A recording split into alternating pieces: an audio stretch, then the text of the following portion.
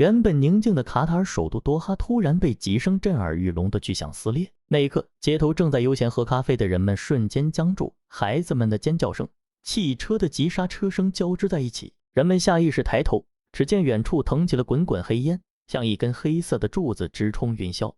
仿佛在提醒所有人，这里发生了不得了的大事。几分钟后，社交媒体上就涌现出大量视频，画面显示多哈市中心的一栋3层小楼被彻底夷为平地，周围玻璃碎片散落一地，警报声和救护车的鸣笛此起彼伏。更令人心惊的是，卫星图像很快证实，袭击地点与中国驻卡塔尔大使馆的直线距离只有区800米。换句话说，如果再偏一点方向，甚至可能直接威胁到使馆的安全。对于任何国家而言，这都是一件严重到不能再严重的事情。使馆区通常是重兵保护，被视为绝对安全的地方，突然遭到空袭，必然引发外交层面的巨大震动。几小时后，以色列方面承认了这次行动，称这是一场对哈马斯高官的精确打击，目标明确，行动迅速。根据以色列媒体披露，这次行动由大约15架战机联合执行，发射了约10枚导弹，仅仅针对一个目标，而且全过程只持续了短短几秒钟。也就是说，当多哈上空响起第一声巨响时，整个行动几乎已经结束，留给当地防空系统或居民的反应时间几乎为零。从军事角度看，这是一场典型的斩首行动。以军当前服役的战机有15CD、F-16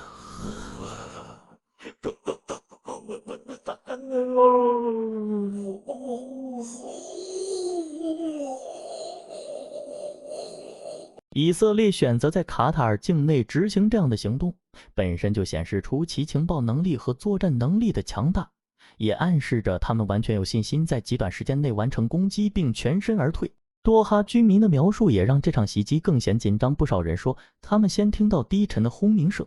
然后是一连串爆炸，房屋震动的像地震一样，巨大的冲击波让附近数公里范围内的窗户都被震碎。现场浓烟滚滚，火光映红了半边天。消防车和救护车很快赶到，但仍能听到2次爆炸的声响，救援行动一度受阻。这一事件不仅在卡塔尔国内引发恐慌，也立刻成为国际舆论关注的焦点。尤其是距离中国大使馆如此之近的事实，让外界不得不怀疑，这次袭击是否可能带来更大的外交风险。任何一国使馆遭到波及，后果都可能升级为国际事件。而中国作为联合国安理会常任理事国，其态度更是牵动全球的视线。值得注意的是，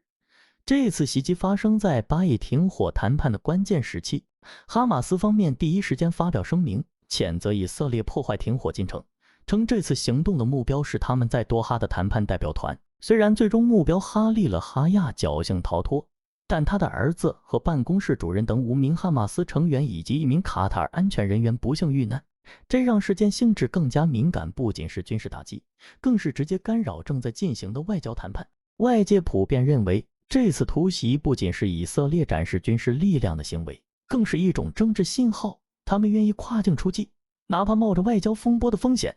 也要清除他们认为的威胁。卡塔尔一向以中立国自居，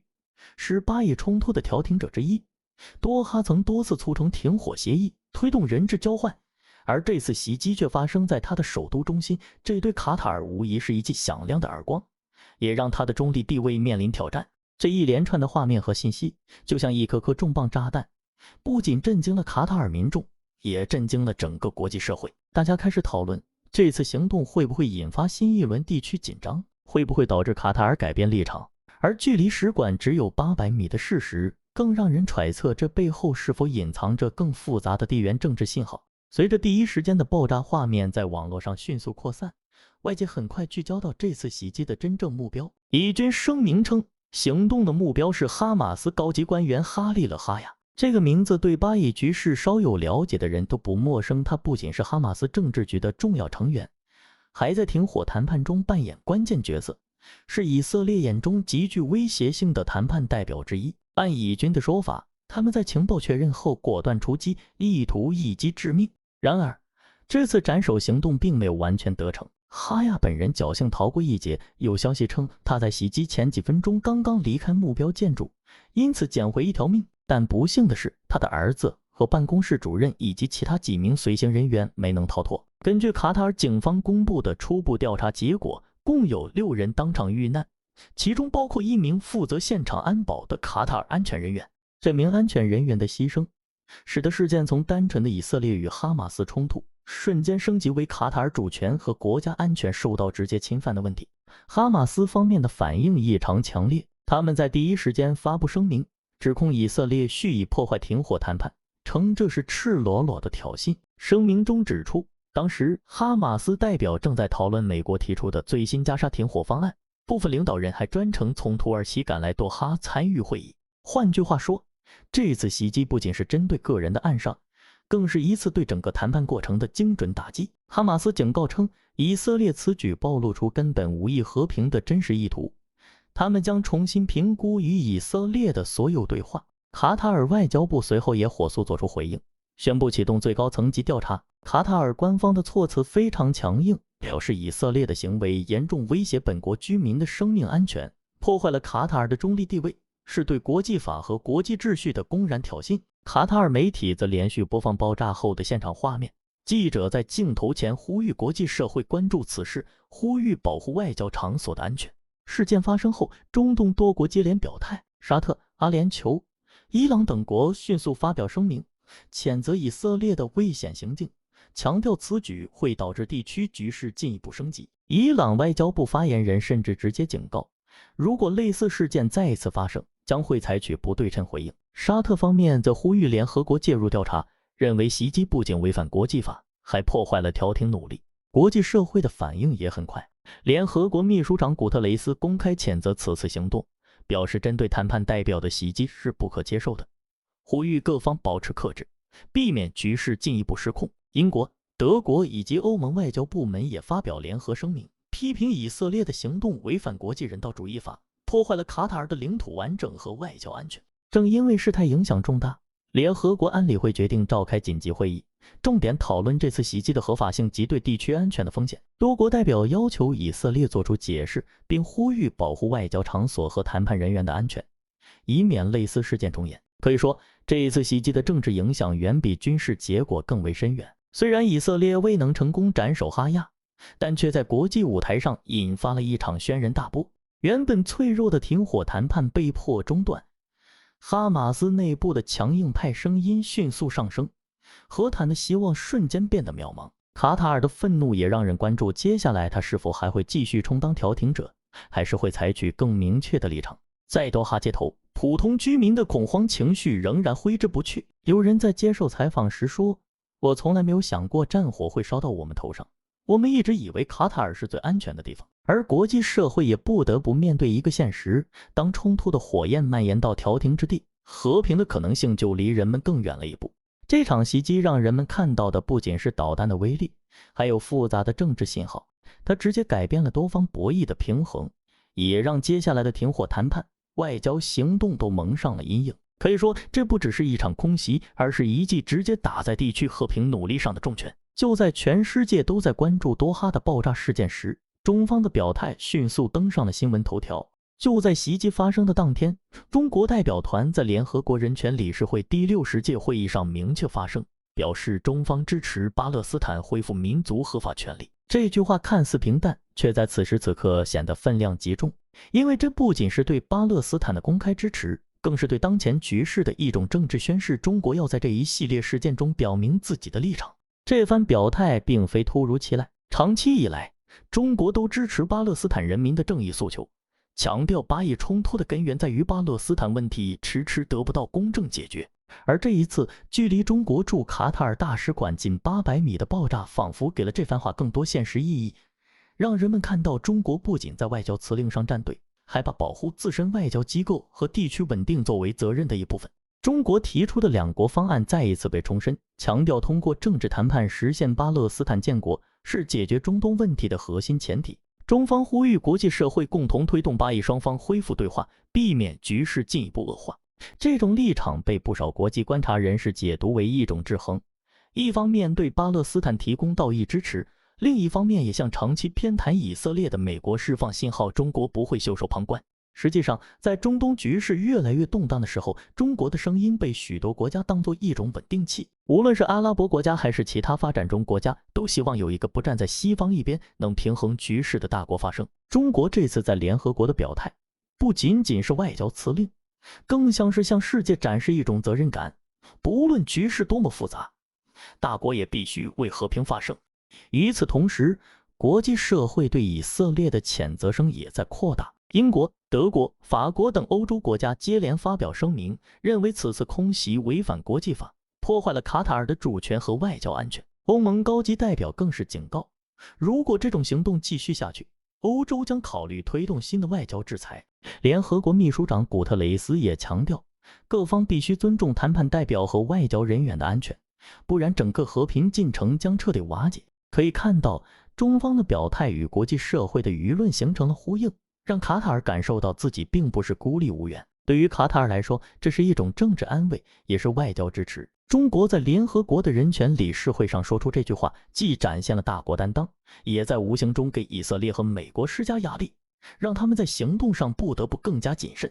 从更宏观的角度看，中国的发声也折射出一种新的国际格局。在以往，中东问题常常由美国主导，而中国更多扮演经济合作伙伴的角色。但近年来，中国在外交舞台上的存在感明显增强，不仅提出全球安全倡议、全球发展倡议，还不断参与地区冲突调停。这一次的表态，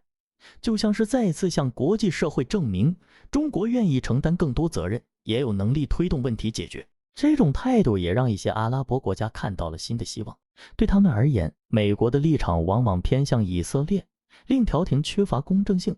而中国则相对中立，强调尊重各国主权，强调政治谈判优先。这对寻求和平的国家来说无疑更有吸引力。卡塔尔、沙特、阿联酋等国媒体纷纷引用中国的发言，并在社交平台上广泛传播，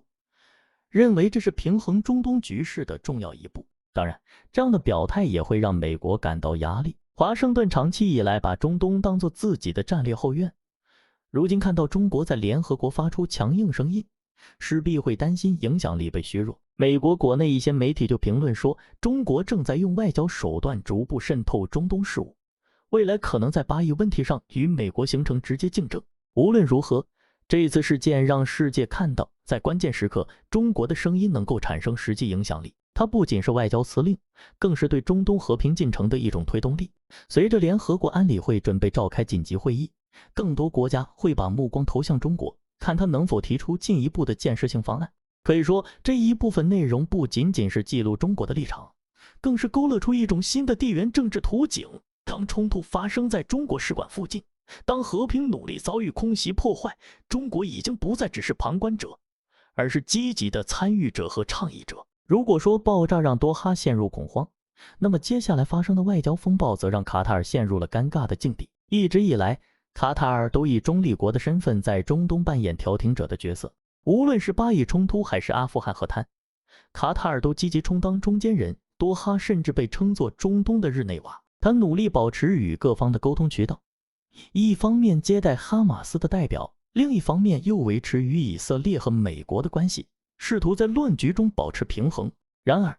这次袭击像是一记重拳，直接打在卡塔尔的脸上。多哈的市中心被炸，哈马斯的谈判代表遇袭身亡，卡塔尔的安保人员也在爆炸中丧生，这让卡塔尔的中立瞬间显得脆弱无力。人们开始质疑，一个能够让各方坐下来谈判的国家，竟然无法保护谈判代表的安全，这样的调停者还能让人信任吗？卡塔尔政府对此事极为愤怒，外交部连夜召开紧急会议，召见以色列代办，提出严正抗议，并要求联合国介入调查。卡塔尔官方媒体连续数天高频报道此事，标题用词越来越激烈，把袭击称为对主权的直接侵犯，对国际秩序的挑衅。这种强硬姿态，一方面是为了安抚国内民众情绪，另一方面也是为了向外界传递一个信号：卡塔尔并不是可以随意践踏的小国。但问题在于，卡塔尔真的能对以色列采取实际报复吗？答案显然是否定的。作为一个人口不到300万的国家，卡塔尔虽然富裕，但军事实力有限，它的空军和防空系统高度依赖美国的技术支持，如果没有美国的情报和指挥，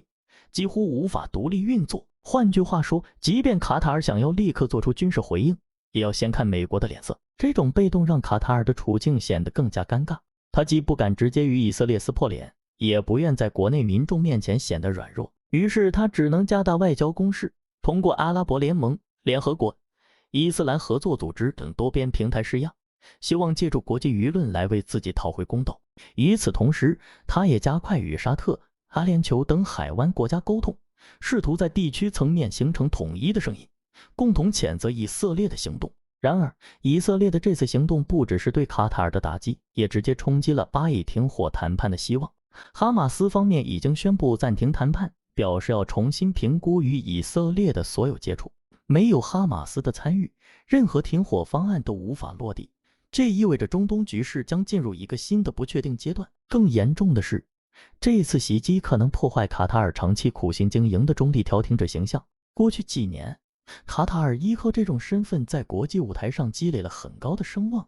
既能邀请塔利班开设政治办事处，也能在巴以冲突中充当中间人，甚至因为世界杯而被称为安全稳定的海湾窗口。如今这一切似乎都被一场空袭打碎，海湾国家的焦虑情绪也在蔓延。沙特、阿联酋等国担心，如果以色列可以在卡塔尔首都发动袭击，那么未来也可能以同样的理由越境行动，借反恐之名打击任何他认为有威胁的目标。这种不安全感让整个海湾地区弥漫着紧张气息，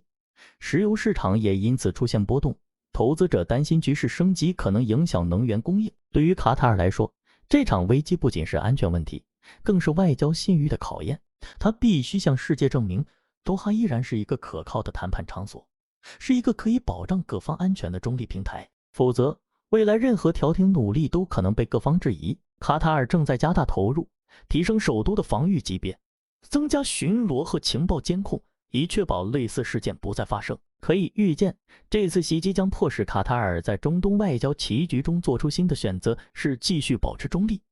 努力修复调停者的形象，还是逐渐向更强硬的立场靠拢，公开对以色列采取对抗姿态。无论选择哪一条路，都意味着卡塔尔将面对前所未有的挑战。除了袭击本身，另一个让外界议论不休的问题是，卡塔尔的防空系统为什么全程毫无反应？要知道，多哈不仅有卡塔尔自己的防空力量，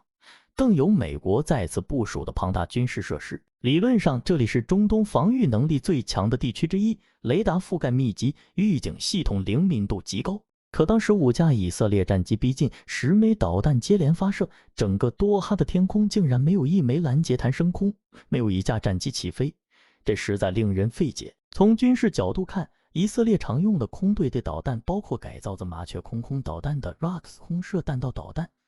基于 SR 火箭弹研制的狂暴导弹，以及有 LORA 地对地导弹改进的空射版本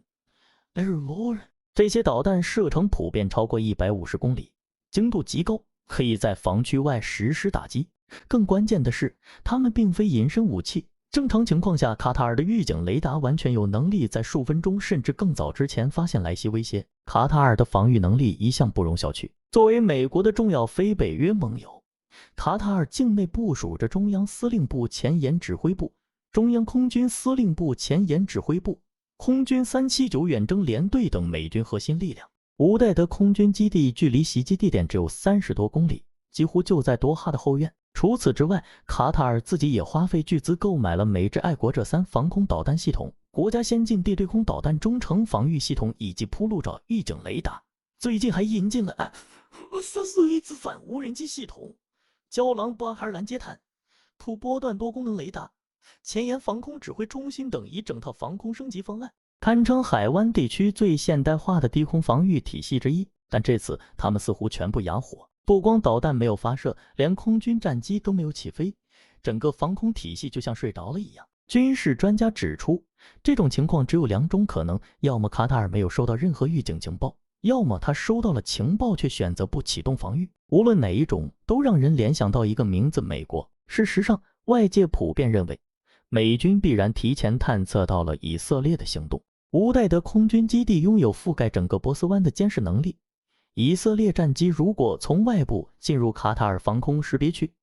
美军雷达几乎不可能视而不见。既然如此，美军为何没有采取任何措施？最合理的解释是，这次行动是提前打过招呼的。有分析推测，美国不仅知情，甚至可能为以军提供了情报支持，否则以色列很难在多哈市区精准锁定目标，并在极短时间内完成打击。也就是说，这是一场经过协调的行动，而卡塔尔方面可能在最后一刻才被通知，甚至根本没有获得完整情报，导致完全来不及反应。更耐人寻味的是，有军事评论员指出，美国出售给盟友的防空系统往往存在后门或远程控制接口，一旦华盛顿决定静默，这些系统就可能无法启动。这意味着，即使卡塔尔军方当时想要反击，也未必能真正发射拦截弹。这样的猜测虽然没有官方证据，但考虑到卡塔尔对美军的高度依赖，这种可能性并非空穴来风。这件事给整个地区提了一个醒：单纯依靠美制武器和美军驻扎，并不能真正保障国家安全。一旦你的利益和美国的战略目标相冲突，美军可能选择装聋作哑，而你辛苦建立的防空体系也可能在关键时刻失效。正因如此，袭击发生后，不少阿拉伯媒体用最强防空网形同虚设来形容多哈的无力感，社交平台上更是充斥着对美国的不满和质疑。卡塔尔国内也在反思，是继续依赖美国的保护伞，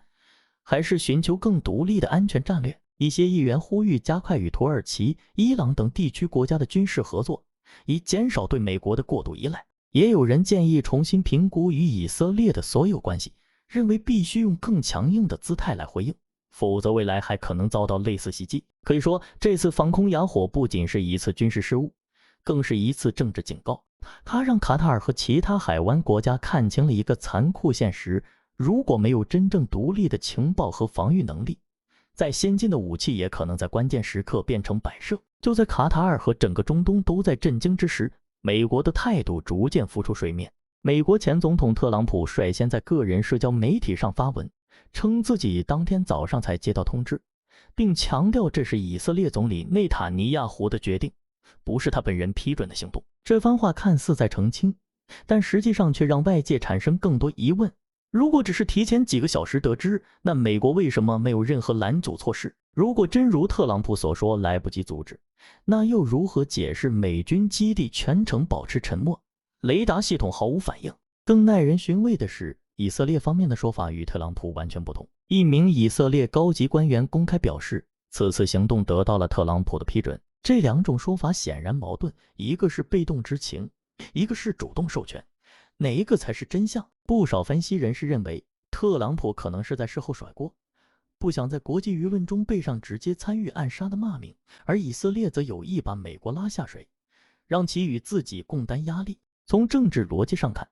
这次行动的利益远远超出了军事层面。以色列想要除掉哈马斯高级官员，是为了削弱对手的谈判筹码，迫使哈马斯在停火条件上做出更多让步。而美国的动机可能更加复杂，一方面他想借此震慑海湾国家，告诉他们谁才是真正主宰局势的力量。另一方面，他也想借机推动新的美卡防务协议，把卡塔尔绑得更紧。特朗普在后续的声明中就透露，他已经指示美国特使尽快与卡塔尔高层敲定新的防务合作协议，确保类似事件不会再次发生。这种表述看似安抚，实际上却带有明显的施压意味。如果卡塔尔想要未来获得更可靠的保护，就必须签署更有利于美国的协议，